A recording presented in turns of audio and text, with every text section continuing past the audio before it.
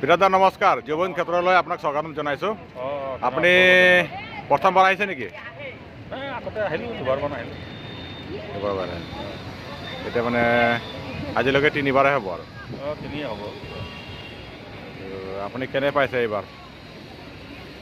এইবাৰ আগতকৈ অলপ মানুহৰ সমাগমটো কম যেন অনুভৱ হৈছে। মাজতে অলপ পাহৰি যোৱা নিচিনাই অলপ হৈছিল।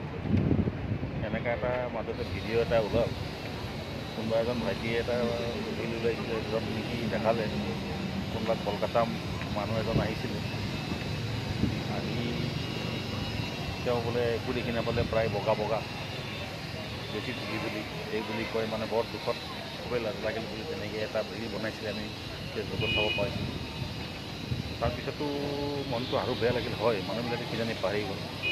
মানুহে সময়ৰ লগে লগে বহুত পিছত পাহৰি যায়।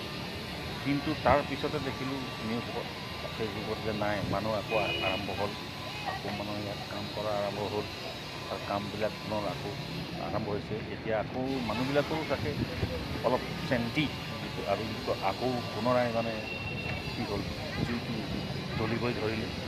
তো সেইকাৰণে এতিয়া আকৌ মানুহ আৰম্ভ হ'ব, মানুহ অহা আৰম্ভ হৈছে আৰু মই ভাবোঁ সেইটোৱে হোৱা ভাল।